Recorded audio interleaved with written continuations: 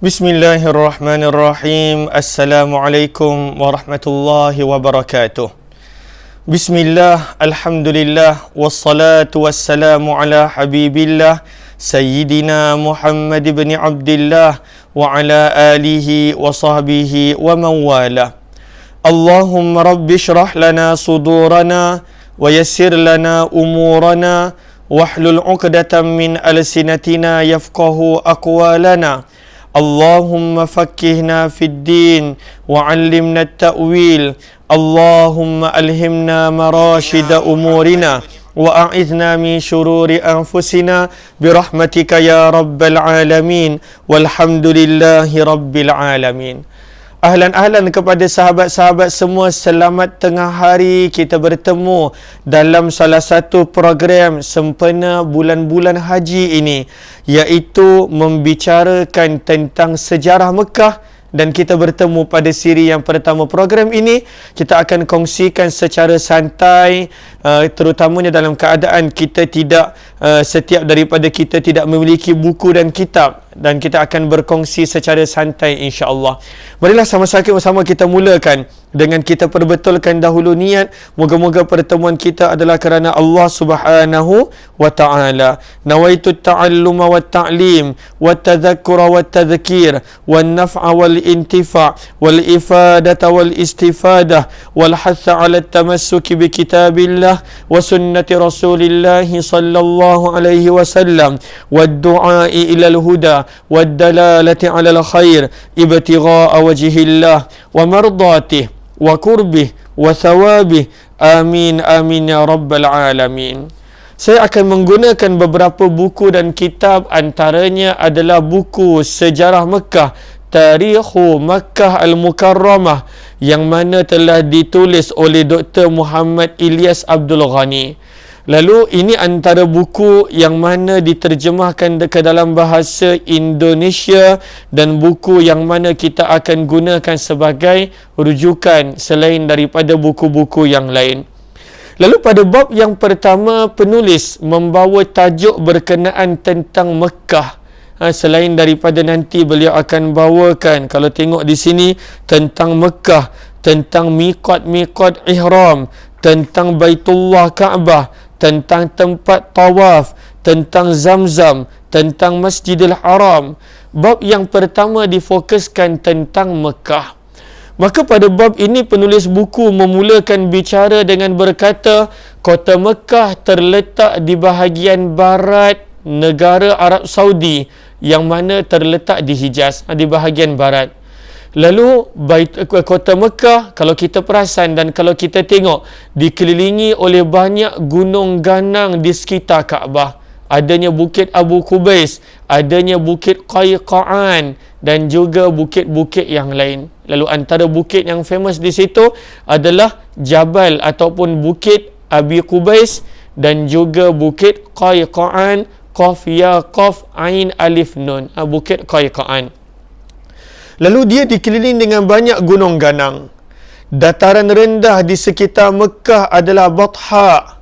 Sebelah timur Masjidil Haram disebut sebagai Ma'la. Lalu Ma'la ni kita nak kenal kerana daripada kawasan Ma'la inilah Nabi SAW lahir. Sebab itu disebutkan di sini, Nabi SAW adalah warga Ma'la. Kan kita tahu perkuburan Ma'la. Perkuburan Ma'la tidak jauh daripada tempat kelahiran Nabi SAW. Lalu sebab itu beliau berkata, lalu di antara tempat-tempat yang berada di sekitar Mekah adalah perkampungan Ma'la.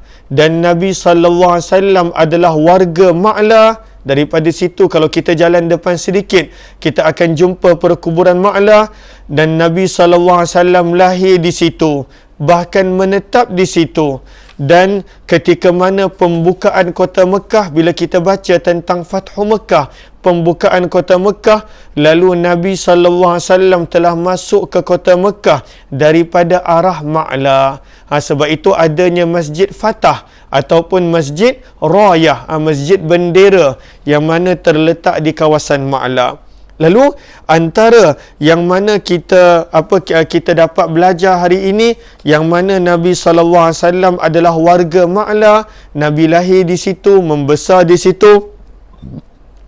Bahkan ketika mana Nabi SAW masuk ke untuk pembukaan kota Mekah, Nabi SAW masuk daripada arah Ma'la. Allahumma salli ala Sayyidina Muhammad wa ala ali Sayyidina Muhammad. Sebentar. Okey. Lalu ini secara ringkas.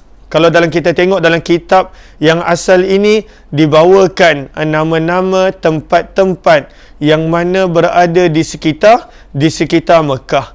Kalau kita nampak, maka Nabi SAW kita nampak Ma'la, Maqbarah Ma'la yang mana berada di bahagian atas.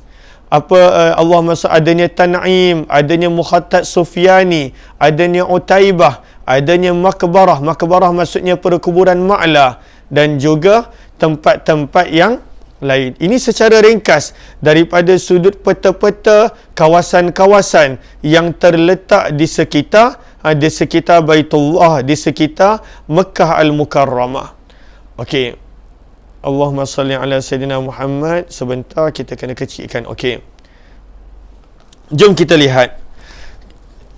Tajuk yang seterusnya, okey, lalu disebutkan di sini. Pada waktu itu, terdapat 3 pintu masuk utama ke Mekah. Terdapat 3 pintu masuk utama ke Mekah bila kita baca daripada sudut sirah Nabi SAW. Yang pertama Ma'la. Yang pertama boleh masuk ke kota Mekah daripada Ma'la. Disebut juga sebagai Hujun, iaitu sebuah bukit di mana terletaknya kuburan para sahabat dan syuhada. Adanya perkuburan Ma'la di situ. Kedua, orang masuk ke kota Mekah pada zaman Nabi SAW melalui Misfalah, dan yang ketiga adalah Syubaikah. Lalu pada zaman Nabi SAW ada 3 laluan utama untuk masuk ke Mekah. Yang pertama Ma'la ataupun Hujun. Pada zaman kita di situ ada perkuburan Ma'la di mana Sayyidatina Khadijah binti Khuwailid dikebumikan di situ. Dan kemudian ada laluan yang kedua yang dikenali sebagai Misfalah, dan ada laluan yang ketiga dikenali sebagai Syubaikah. Kata penulis buku, ketinggian Mekah lebih kurang 300 meter daripada permukaan laut. Ini secara ringkas tentang Mekah, tentang nama perkampungan baginda Rasulullah iaitu Ma'la, dan juga laluan-laluan utama untuk masuk ke Mekah pada zaman itu, iaitu ada 3 laluan utama, Ma'la, Syubaikah dan juga Misfalah. Seterusnya, penulis buku membawakan secara ringkas tentang kelebihan-kelebihan Mekah. Apakah kelebihan-kelebihan Mekah? Yang pertama disebutkan di sini, ini semua adalah ringkasan daripada hadis dan ayat Al-Quran yang mana tak sempat kita nak bawakan untuk setiap satunya dalil, tetapi setiap satu ini ada dalil-dalilnya. Yang pertama, Mekah adalah tempat dibangunnya Baitullah. Allah pilih Baitullah Kaabah untuk diletakkan di Mekah. Itu kelebihan Mekah yang pertama. Yang kedua, ianya adalah kota kelahiran baginda Nabi sallallahu alaihi wasallam. Baginda adalah orang Mekah. Baginda Nabi sallallahu alaihi wasallam dilahirkan di Mekah, di perkampungan Abu Talib, di wilayah Ma'la, seperti mana yang kita sebutkan tadi. Ma'la ejaan dia mim ain lam alif dengan ta marbutah. Ma'la. Okey.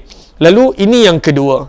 Yang ketiga, tempat beribadah para hambanya serta ada kewajipan atas mereka untuk mengunjunginya.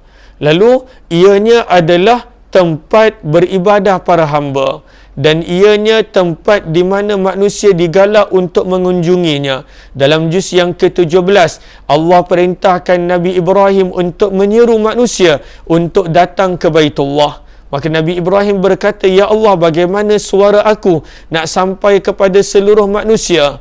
Maka firman Allah, tugas kamu adalah untuk menyeru. "Wa'adzin finnas," dan serulah kamu wahai Ibrahim akan manusia, bil hajj, untuk menunaikan ibadah haji.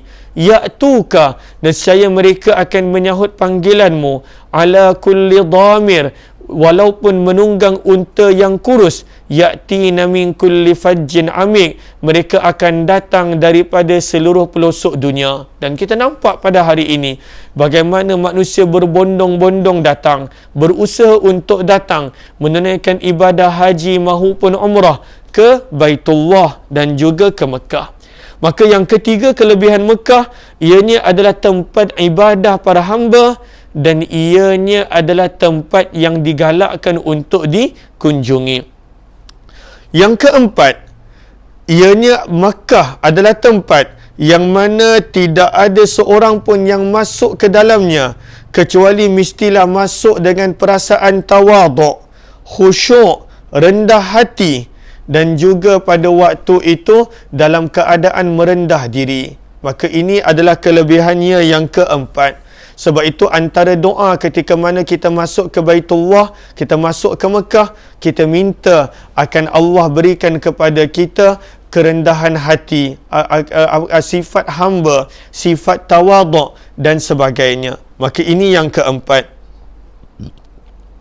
Yang kelima, Baitullah dan juga Mekah adalah tempat yang Allah jadikan sebagai tanah suci dan tempat yang aman.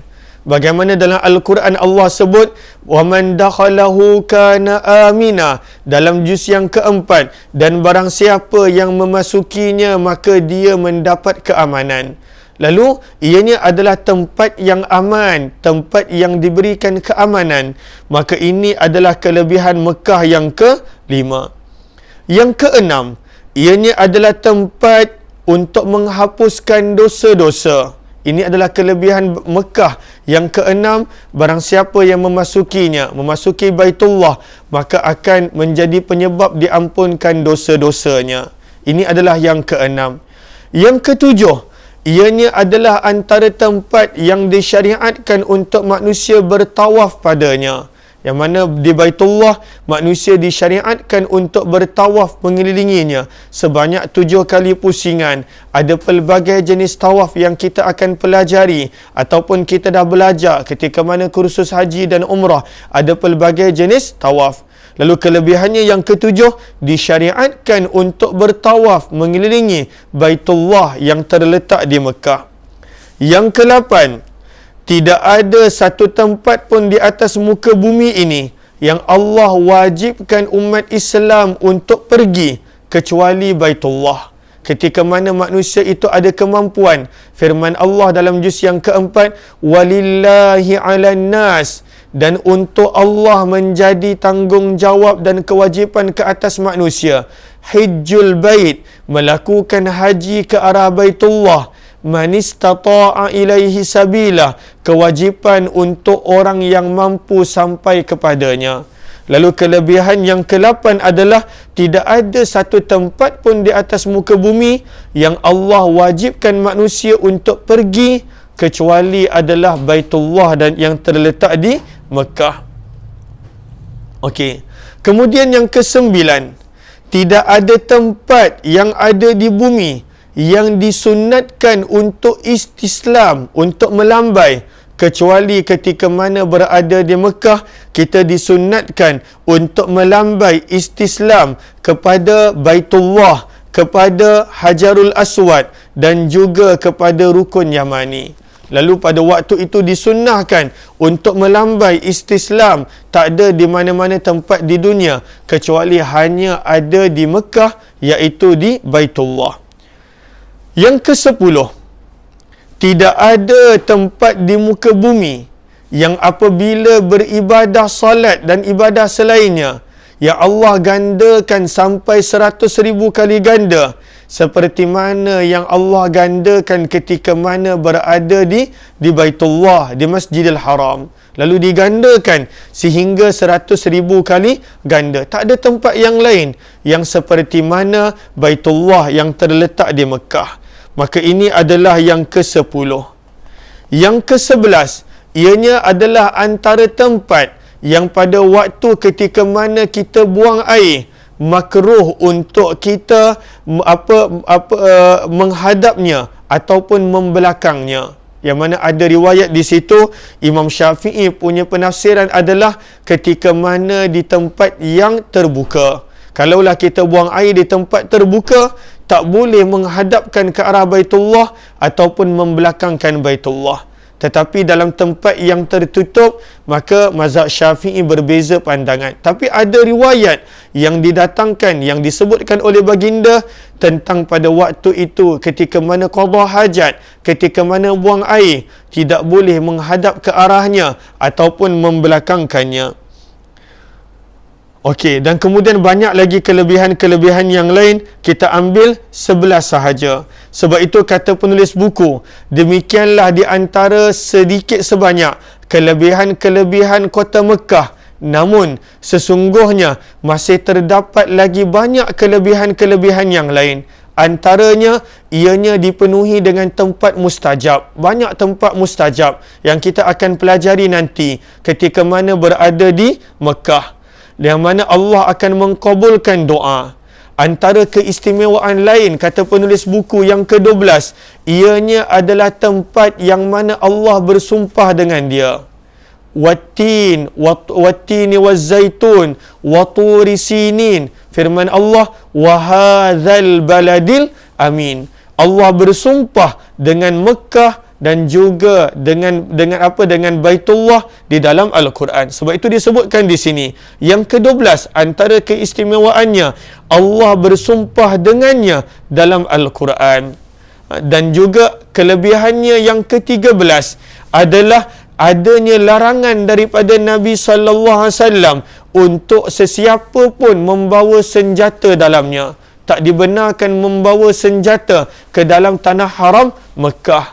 Yang ke-14, antara kelebihan dan keistimewaannya, adanya larangan untuk orang-orang yang tidak beriman masuk ke dalamnya. Orang kafir, orang yang beriman tak boleh memasuki bukan sekadar Mekah, tetapi tanah haram yang berada di Mekah tak boleh masuk. Sebab itu kalau kita pergi umrah dan haji, kita nampak orang-orang orang-orang yang tak beriman ada sempadan dia tak boleh teruskan perjalanan. Maka ini kelebihannya yang ke-14, adanya larangan untuk orang-orang kafir masuk ke dalamnya.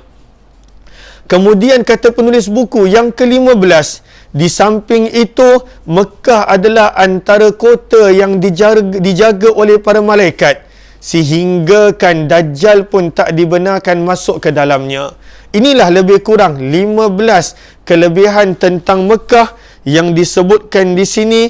Moga-moga kepada yang belum Allah jemput, kepada yang dah Allah jemput lagi berkali-kali menziarahi Mekah Al-Mukarramah dan juga Madinah Al-Munawwarah.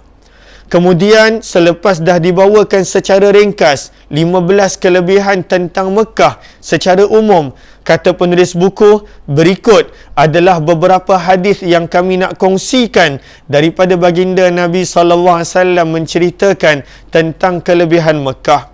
Hadis yang pertama, hadis yang ada dalam riwayat Jami' Tirmizi, yang mana Nabi SAW bersabda ketika mana baginda berada di Hazwarah.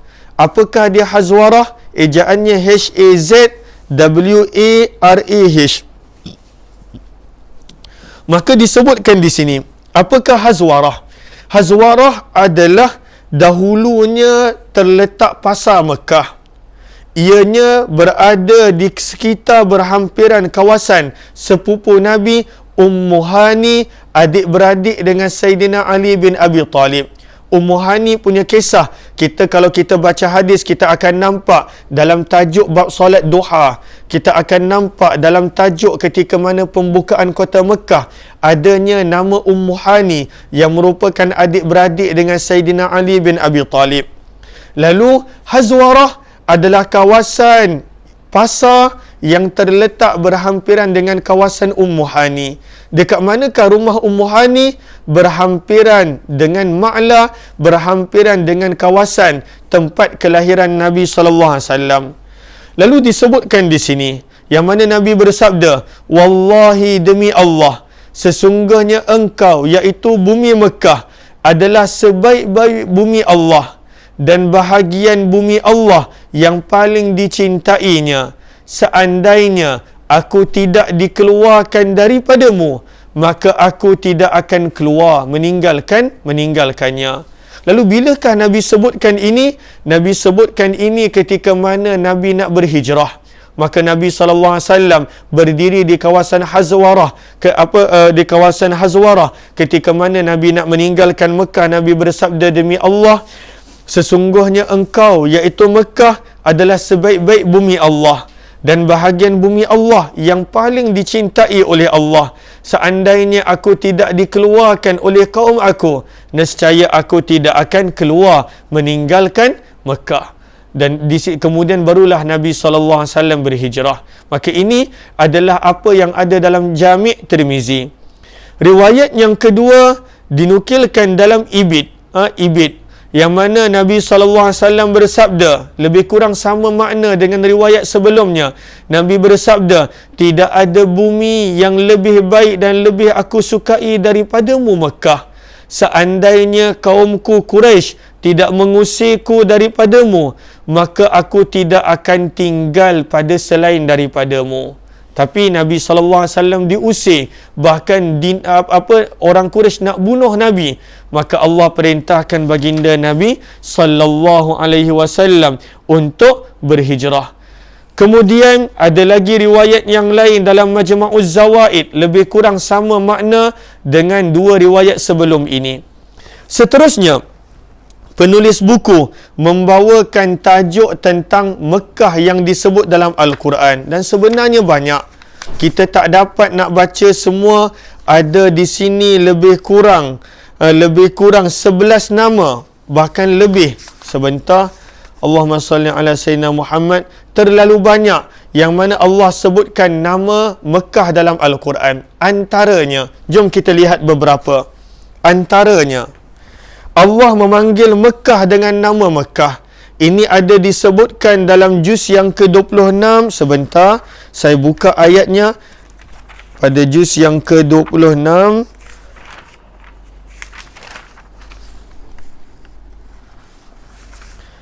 pada juz yang ke-26, ayat yang ke-24. Allahumma salli ala sayyidina.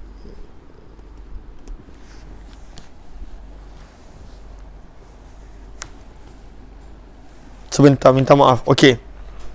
Ayat yang ke-24 pada juz yang ke-26 muka surat 514. Maka ini antara sebutan Mekah di dalam Al-Quran, dipanggil dengan nama Mekah. Ada juga dipanggil dengan nama yang lain.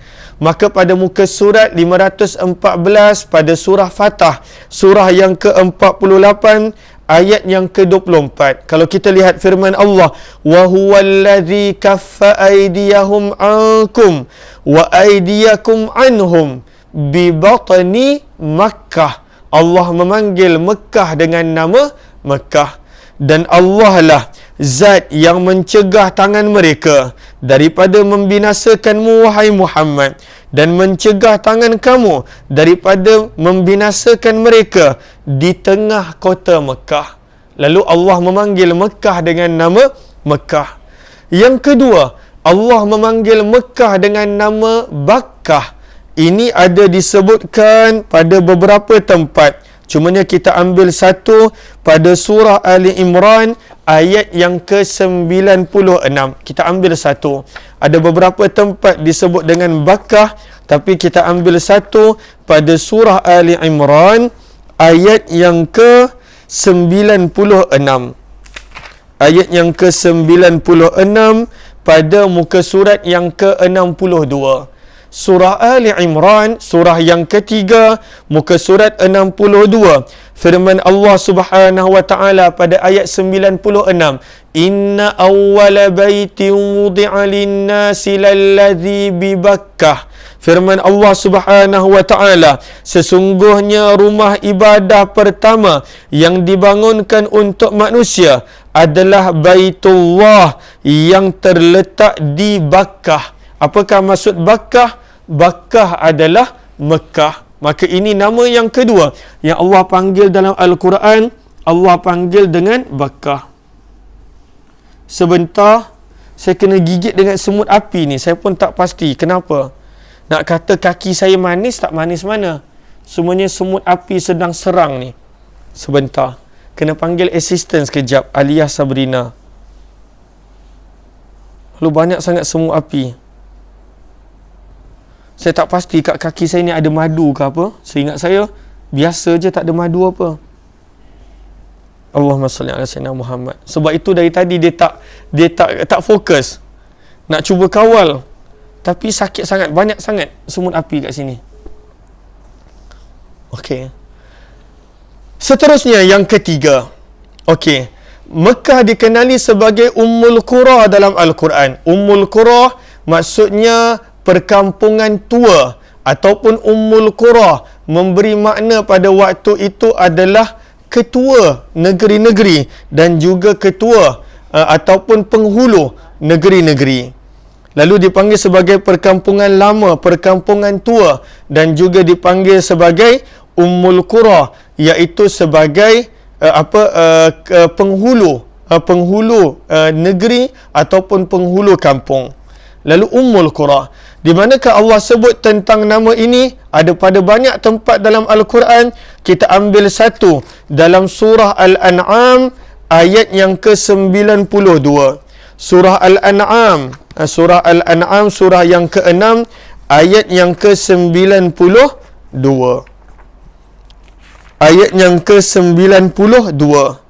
Firman Allah Subhanahu wa taala, kalau kita lihat muka surat yang ke-139.